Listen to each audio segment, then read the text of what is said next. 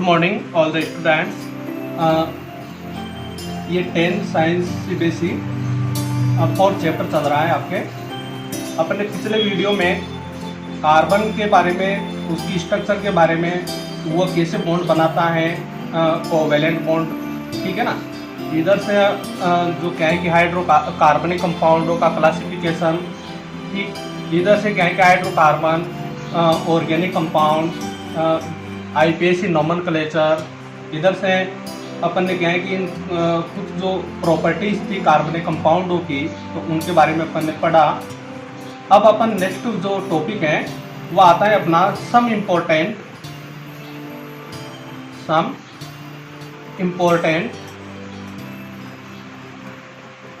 Carbon compound जो आपके syllabus में है, अपन उन्हीं की बात करेंगे। वैसे तो बहुत सारे कंपाउंड है, मगर जो कुछ दो इम्पोर्टेंट कंपाउंड आपके सिलेबस में है 10th क्लास में, एक तो है एथेनोइक एसिड,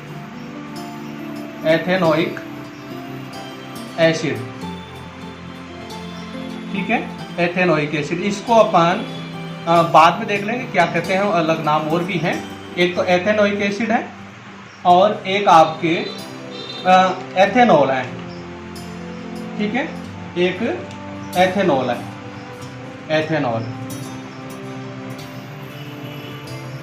ठीक, एथेनॉल।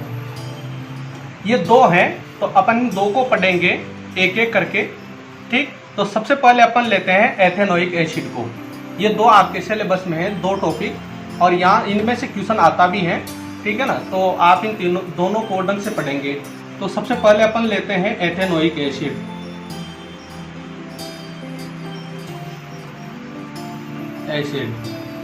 ठीक है। अब इसके बारे में देखते हैं। इसका जो केमिकल फॉर्मूला होता है वह केमिकल फॉर्मूला CH3COOH ये होता है।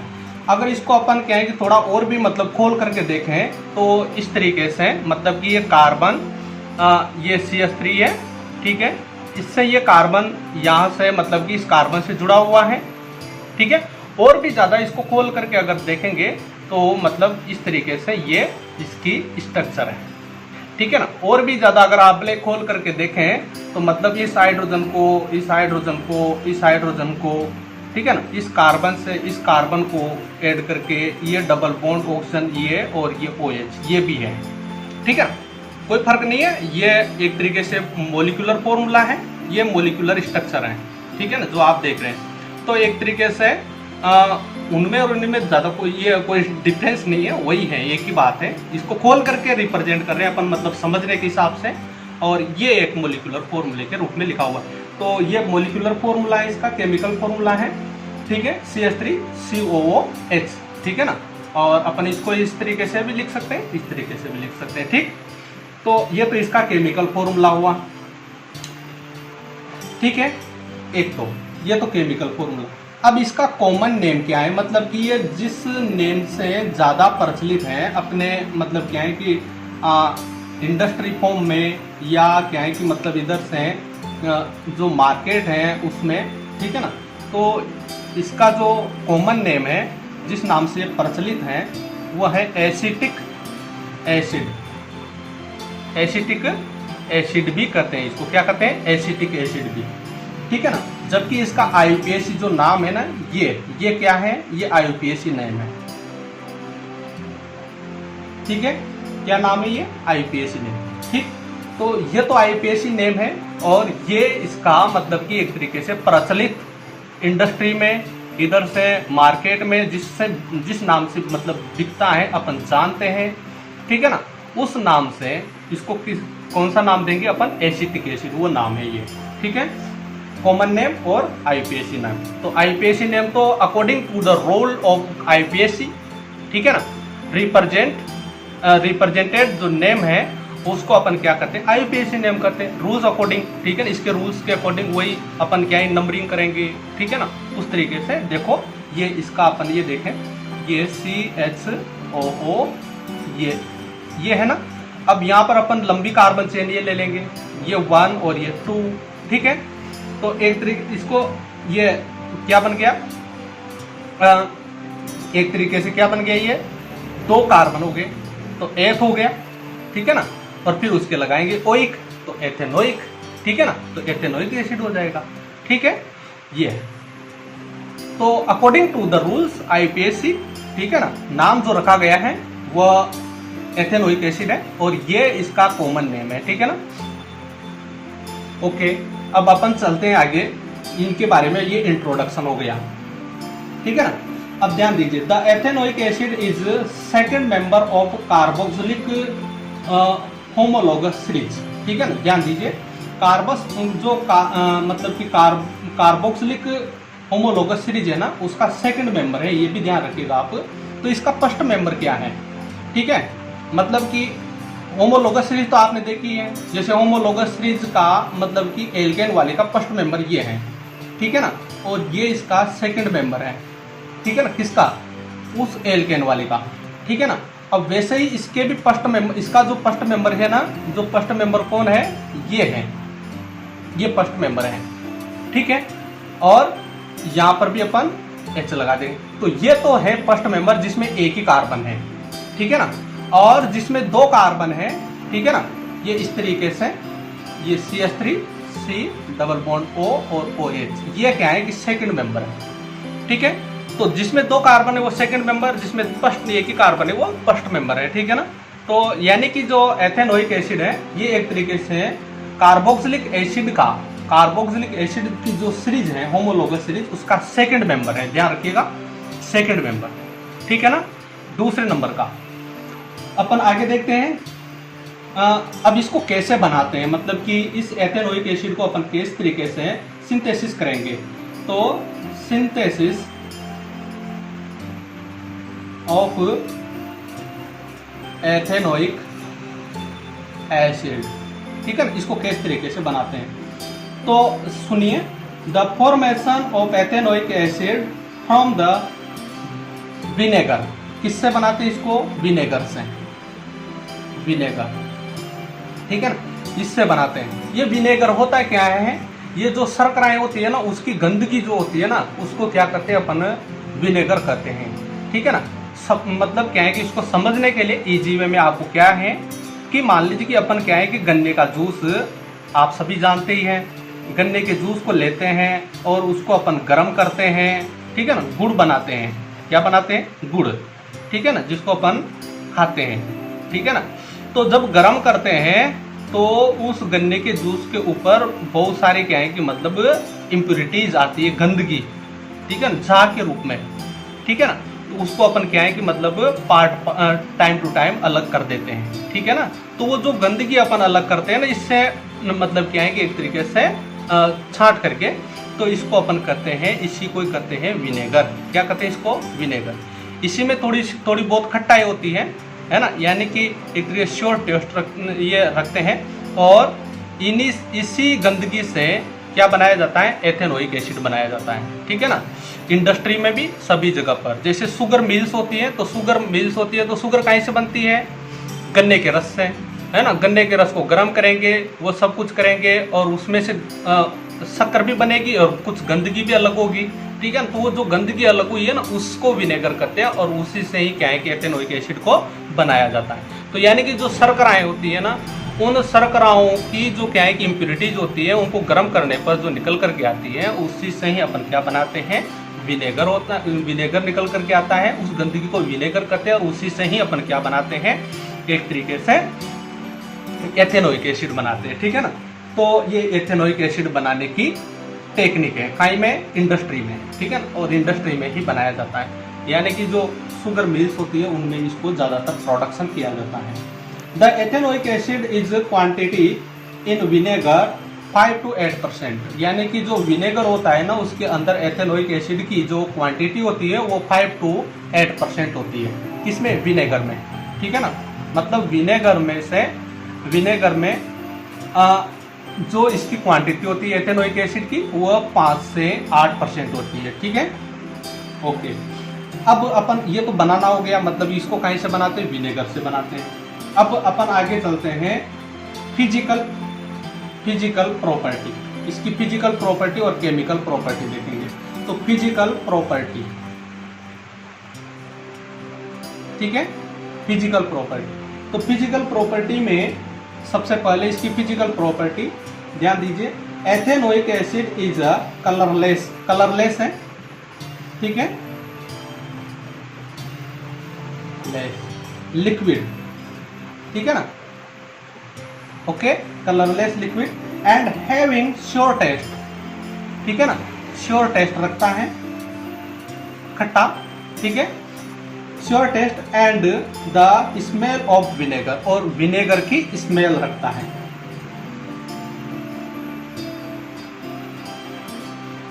ठीक है ना, स्मेल ऑफ विनेगर, ठीक है ना, श्योर टेस्ट रखता है, स्मेल ऑफ विनेगर रखता है, ठीक है ना, मतलब विनेगर की स्मेल आएगी, खट्टी खट्टी एक तरीके से, ठीक है ना, तो उसको मतलब क्या कहेंगे अपन, स्मेल ऑफ विनेगर, मतलब स्मेल और विनेगर का मतलब है एक तरीके से सड़े जो फल होते हैं ना, उन सड़े फलों की तरफ बदबू आएगी, इसमें से स्मेल आएगी एक तरीके से, ठीक है, सड़े हुए फलों की जो क्या है कि स्मेल होती है, उस तरह की स्मेल आती है, उसको कहते हैं विनेगर स्मेल, ठीक। अच्छा, वो भी सड़ा हुआ है तो पार्ट है विनेगर भी, तो जो आपने अलग किया था शुगर से, ठीक है ना, तो मतलब एक तरीके से गन्ने को आप फ्रूट कहें, ठीक है ना, फल कहें, तो एक तरीके से वो क्या हो गया, उसका क्या है कि सड़ा हुआ पार्ट हो गया, ठीक है ना, तो उसके मतलब एक तरीके से सड़ी सड़ी मतलब ये स्मेल आएगी, ठीक है ना, जो फलों जैसी होगी, ठीक। एक प्रॉपर्टी तो ये है।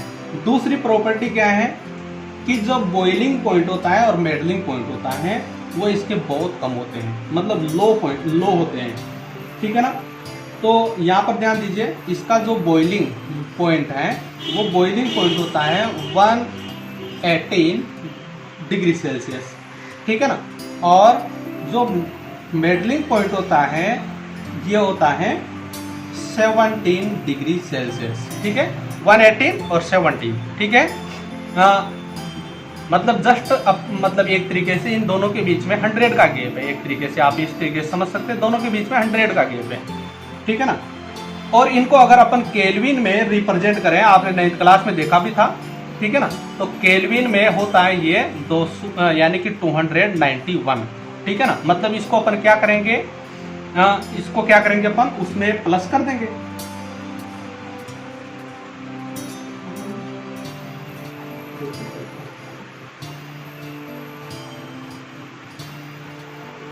हाँ, इधर से इसको देखेंगे, सॉरी ये थोड़ा रॉन्ग है, इसको ध्यान दीजिए, ये मतलब 273 में वो इसीलिए रॉन्ग है वो, ठीक है ना, इसको प्लस कीजिए, 8 और 3 कितने हो गए, इधर से 1 1, ठीक है, 8 9 और 3 और 4 9 3 है ना, यानी कि 391 होता है इसका केल्विन, ठीक है ना, केल्विन में, ये केल्विन में है, ठीक है। और जबकि क्या है कि इसका जो मेडलिंग पॉइंट है इसको केल्विन में अपन रिप्रेजेंट करेंगे तो 290 केल्विन होता है, ठीक है ना, केल्विन में, ये केल्विन के भी हो गए और ये सेल्सियस के भी हो गए, ठीक है ना। अब आपको इससे तो इतना कोई ज़्यादा मतलब नहीं है, बॉइलिंग पॉइंट यानी कि इस टेम्परेचर पर ये उबलने लग जाएगा, बॉयल होने लग जाएगा, ठीक है। और इस टेम्परेचर से अगर नीचे, यहाँ पर जरूर ध्यान देना, यहाँ से क्वेश्चन आता है, ठीक है ना, इसका क्वेश्चन जुड़ा हुआ है एक दूसरे क्वेश्चन से, यहाँ से आंसर जुड़ा हुआ है, ठीक है ना। ये अगर आप इस बात को समझते हैं कि मेडलिंग पॉइंट का मतलब जहां पर वो सॉलिड से लिक्विड में कन्वर्ट होता है या लिक्विड से सॉलिड में कन्वर्ट होता है, अगर उससे नीचे चला जाता है तो, ठीक है ना, मतलब कहने का अर्थ है कि ये 17 से नीचे, ठीक है ना, और ये 17 से अपर, ठीक है, तो अपर जाएगा तो इधर की तरफ तो लिक्विड में कन्वर्ट हो जाएगा, इधर की तरफ जाएगा तो वो सॉलिड में कन्वर्ट हो जाएगा, यानी कि जम जाएगा, ठीक है ना, ओके। तो ये तो है ना यहाँ से, तो अब आप क्या करेंगे, मतलब कि 17 डिग्री सेल्सियस से अगर नीचे की तरफ टेम्परेचर चला जाता है तो उस सिचुएशन में क्या हो जाएगा, सॉलिड में यानी कि जम जाएगा, ठीक है ना, ओके। तो इसको जरूर ध्यान रखना है आपको, क्योंकि ये क्वेश्चन आपके आएगा एक तरीके से बाद में, इसका आंसर, ठीक है ना, यहाँ मतलब ये आंसर में पुट होगा, क्वेश्चन आएगा अलग, ठीक है ना, वो बाद में बताएंगे, ठीक है, इसको ध्यान रखना होगा, ओके। ये फिजिकल प्रॉपर्टी हो गई। अब chemical property, chemical property, chemical property देखते हैं। पहली केमिकल प्रॉपर्टी है reaction with base, with base, यानी कि कोई भी जो बेस हो उनके साथ में कैसे रिएक्ट करता है ये। ठीक है, तो अपन ले लेते हैं, देखते हैं रिएक्शन में क्या होता है। ये तो अपने पास में एथेनोइक एसिड, ठीक है, इसकी रिएक्शन करा दी अपन ने ये जनरल बेस से, कोई एक ये जनरल बेस, ठीक है ना। ओके, इसके साथ में रिएक्शन कराए तो क्या बनेगा, देखो यहाँ पर तो क्या है कि मतलब ये देखो बेस है, ये एसिड है ना, एथेनोइक एसिड है, एसिड है ये एक प्रकार से, क्या है एसिड है ये, ठीक है ना, और ये क्या है बेस है। तो यानी कि एक तरीके से यहाँ पर न्यूट्रलाइजेशन रिएक्शन होती है ना, उसी की तरह ही वही रिएक्शन होगी, न्यूट्रलाइजेशन रिएक्शन ही होगी, ठीक है ना। यानी कि न्यूट्रलाइज रिएक्शन होने का मतलब क्या है कि H2O बनेगा और मेटल का साल्ट बनेगा, ठीक है ना। यहाँ पर मेटल कौन है, सोडियम है, तो इस सोडियम का साल्ट बनेगा, ठीक है ना, और H2O बाहर निकलेगा। अब H2O कैसे बाहर निकलेगा, ये हाइड्रोजन बाहर निकलेगी, ये OH बाहर निकलेगी, ठीक है ना। तो यानी कि H2O बाहर निकल जाएगा, ठीक है, H2O बाहर निकल गया, OH और ये H। अब बचा कौन, ये वाला पार्ट, ठीक है ना, ये वाला पार्ट और ये सोडियम। तो ये क्या हो जाएगा, इस तरीके से CH3COO है ना, और Na ये बन जाएगा। ओके, इसको क्या कहते हैं, सोडियम एसीटेट कहते हैं। क्या कहते हैं इसको, सोडियम एसीटेट, ठीक है ना। अब ये बात समझ में, ये सोडियम एसीटेट, या इसको अपन सोडियम एथेनोइड भी कहते हैं। क्या कहते हैं इसको, सोडियम एथेनोइड। ये तो देखो एथ और ये सोडियम और ये बीच में ऑक्सीजन आ रही है, इसलिए इसको क्या कहेंगे, ओएट, एट लगाएंगे। तो इसका नाम क्या है, सोडियम एथेनोइड, ठीक है ना। एट, ये एट इसकी वजह से, ठीक है ना, सोडियम है ही, ठीक है ना, और ये बीच में ऑक्सीजन फंसी हुई है दोनों के बीच में, इस वजह से इसको नोएट, ये ओएट, ठीक है ना, एट लगा देंगे, ठीक है। तो सोडियम एथेनोइड भी कहते हैं इसको, सोडियम एसीटेट भी कहते हैं। ये साल्ट है एक प्रकार से, क्या है ये साल्ट, इसकी पीएच भी वही 7 होती है, इसकी पीएच 7 होती है। तो इसका मतलब ये है कि अपन जब एथेनोइक एसिड की अगर रिएक्शन किसी भी बेस के साथ में कराते हैं तो एक प्रकार से न्यूट्रलाइजेशन रिएक्शन होती है, और साल्ट, मेटल का साल्ट, और इधर से क्या है कि H2O का फॉर्मेशन होता है, ठीक है ना। सभी के साथ में ऐसा ही बिहेव करेगा। ओके, चाहे अब आप किसी भी मतलब क्या है कि इसके साथ में कराओ, बेस के साथ में, KOH के साथ में कराओगे तब भी ऐसा ही होगा, ठीक है ना। वो कैल्शियम हाइड्रोक्साइड के साथ में कराओगे तब भी ऐसा ही होगा। मतलब ये ऐसी रिएक्शन होती है। सेकंड जो प्रॉपर्टी है, reaction with metal carbonate and metal bicarbonate, ठीक है ना। यानी कि जो रिएक्शन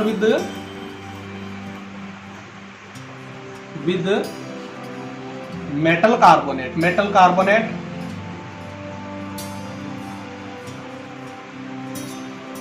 एंड मेटल बाइकार्बोनेट,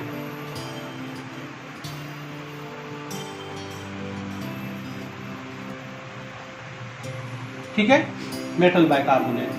अब मेटल कार्बोनेट के साथ भी देख लेते हैं मेटल बाइकार्बोनेट। तो मेटल कार्बोनेट के फॉर्म में अपन ले लेते हैं यहाँ पर जैसे Na2CO3 सोडियम कार्बोनेट, और मेटल बाइकार्बोनेट के फॉर्म में अपन ले लेते हैं ये NaHCO3, ठीक है। ओके, तो अब आप इनके साथ में रिएक्शन करा करके देखें इसकी। तो अपन ने लिया ये CH3COO और OH, ये मेटल कार्बोनेट के साथ में रिएक्शन करा, ठीक है ना। तो एक तरीके से ये एसिड है, ठीक है ना, ये क्या है, साल्ट है, ठीक है ना, कार्बोनेट वाला। और आपने ऐसी रिएक्शन पहले भी करा करके देखी है, कहाँ पर, जब आपने HCl और Na2CO3 की रिएक्शन करवाई थी, तो वहां पर कैसे रिएक्शन हुई थी, कार्बोनेट CO2 में कन्वर्ट हुआ था, है ना, और मेटल का साल्ट बना था, ठीक है ना, प्लस NaCl और इधर से साथ में क्या है कि मतलब H2O भी बना था। क्या बना था? H2O भी, ठीक है ना। तो वही यहाँ पर बनेंगे, मतलब वही तो है, वैसी तो रिएक्शन है, केवल अपन ने यहाँ पर इस एसिड की जगह पर ये वाला एसिड लिया है, ठीक है ना। तो वही बनेगा, यानी कि मेटल का साल्ट बनेगा। इस कार्बोनेट में से कार्बन डाइऑक्साइड निकलेगी और ये हाइड्रोजन जो बचेंगे, हाइड्रोजन ऑक्सीजन जो बचेगी, ये H2O बनाएगी, ठीक है ना। सिंपल इसी की तरह रिएक्शन होगी, ठीक है ना। तो रटने की कोई जरूरत नहीं है, केवल यहाँ पर इस जो आपने पहली रिएक्शन पढ़ रखी है HCl के साथ में आपने सोडियम कार्बोनेट की और बाइकार्बोनेट की, सेम उसी की तरह से रिएक्शन होगी यहाँ पर, ठीक है ना। केवल चेंजिंग ये है कि यहाँ पर HCl रख देना है उसकी जगह पर, बस ये HCl की जगह पर उसको रख देना है, ठीक है ना। तो यहाँ पर क्या होगा, एक तो सबसे पहले तो मेटल का साल्ट बनेगा, यानी कि ये बनेगा, ये वाला पार्ट अलग होगा, ठीक है ना, जो पहले भी हुआ था, ठीक है। इससे पहले वाली रिएक्शन में जब आपने न्यूट्रलाइजेशन रिएक्शन देखी थी, ठीक है ना।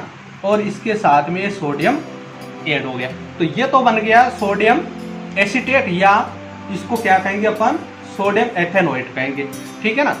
ओके, इधर से अब ये क्या है कि कार्बन डाइऑक्साइड में कन्वर्ट होगा, ठीक है ना। कार्बन डाइऑक्साइड में कन्वर्ट हुआ तो इसने क्या है कि एक ऑक्सीजन रिलीज की है, ठीक है। क्या की है? एक ऑक्सीजन रिलीज की है। अब एक ऑक्सीजन रिलीज की है, इधर से भी हाइड्रोजन आया है, ठीक है ना। तो ये हाइड्रोजन ऑक्सीजन दोनों मिलकर के क्या बनाएंगे? H2O बनाएंगे, ठीक है। अब आप ये मत कहना कि सर यहाँ पर H2O कहाँ है, हो जाएगी वो, क्योंकि ये बैलेंस करेंगे ना तब अपने आप हो जाएगी, ठीक है ना। देखो यहाँ पर सोडियम कितने हैं? 2 हैं, ठीक है ना, जबकि यहाँ पर सोडियम कितना है? 1 ही है। तो इस सोडियम को क्या करेंगे अपन? 2 करेंगे, ठीक है ना। सोडियम को 2 करने के लिए ये पूरा ही 2 हो गया, 2 हो गया, तो इस पूरे को भी क्या करना पड़ेगा अपने को? 2 करेंगे। तो 2 करेंगे तो यहाँ से हाइड्रोजन 2 रिलीज होंगे कि नहीं होंगे? होंगे ना।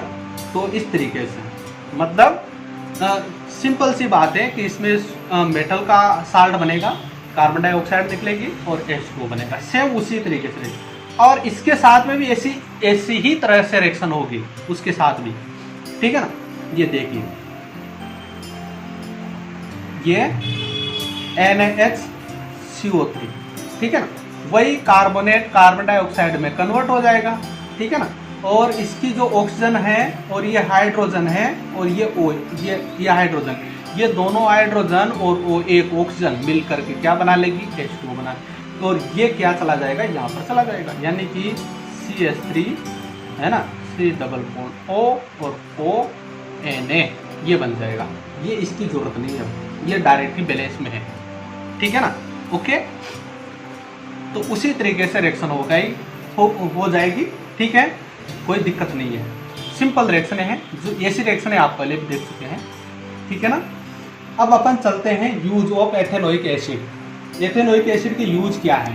यूज, पहला use, ethanoic acid is used manufacture of acetone, acetone बनाने के लिए, एक तो एसीटोन, ठीक है ना, एंड एस्टर, एस्टर भी बनाया जाता है इससे। एस्टर कैसे बनाते हैं वो अभी आपको बताएंगे, रिएक्शन होगी जब अपन एल्कोहल भी पढ़ लेंगे, उसके बाद में दोनों के रिएक्शन कराएंगे, फिर तब एस्टर बनेगा, ठीक है ना। Which used in formation of perfume, ठीक है ना, और इनको बना करके और फिर इनका उपयोग किसमें किया जाता है? परफ्यूम बनाने में किया जाता है, ठीक है ना। किसमें किया जाता है? यानी कि इसको तो बनाया जाता है किससे? एथेनोइक एसिड से, और एथेनोइक एसिड से इनको बना करके फिर इसका उपयोग किया जाता है किसमें? परफ्यूम बनाने में, ठीक है ना। पहला उपयोग।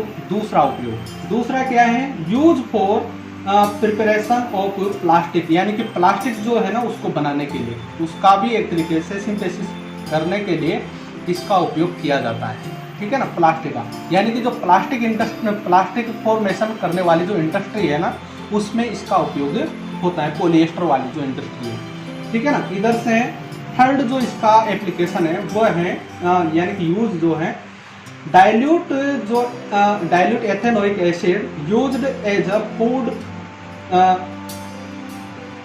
Preservative prevention in the pickles and tomato sauce, यानी कि मतलब कि जो टोमेटो सॉस, अचार जो वगैरह होते हैं ना, पिकल्स, उनमें क्या है कि मतलब एक तरीके से उनको जल्दी से सड़ने से रोकने के लिए और उनको एक तरीके से प्रिवेंट करने के लिए, ठीक है ना। इस मतलब क्या है कि एसिटिक एसिड का इसको मिलाया जाता है, ठीक है ना, मतलब उसमें यूज किया जाता है इसको, ओके। तो उनका प्रिवेंशन करने के लिए। फोर्थ जो क्या है कि मतलब यूज है तो पिकल्स और क्या है कि जो क्या है कि टोमेटो सॉस होते हैं ना, ठीक है, उनके लिए यूज, ठीक है, उनमें अचार मुरब्बों में, ठीक है ना।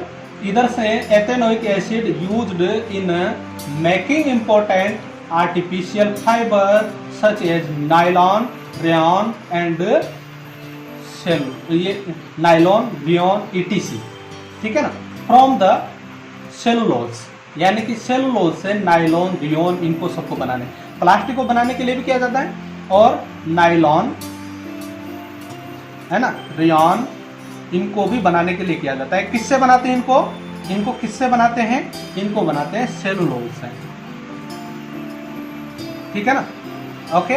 इसका जो क्या है कि केमिकल एक तरीके से जो इंडस्ट्री होती है उसमें इसका मतलब एक तरीके से अलग से और भी मॉडिफाइड करके मतलब कि इनको नायलॉन और रेयॉन को बनाया जाता है, और मॉडिफाइड करने में एक तरीके से एसिटिक एसिड का यूज होता है। तो आप ये कह सकते हैं कि जो पॉलीएस्टर वाली जो क्या है कि कंपनी मतलब कि इंडस्ट्रीज है ना, प्लास्टिक वाली, प्लास्टिक और ये दोनों एक जैसी एक ही है ये, ठीक है ना। नायलॉन, रेयॉन जिनमें बनेगा उन्हीं में प्लास्टिक भी बनेगी, ठीक है ना। तो यानी कि जो पॉलीएस्टर वाली जो इंडस्ट्रीज है ना, उनमें एक तरीके से पॉलीथीन वाली, ठीक है ना, उनमें क्या है कि इस एसिटिक एसिड का उपयोग होता है उनके मैन्युफैक्चर में, ठीक है। ये इसके यूज थे, ओके, थैंक यू।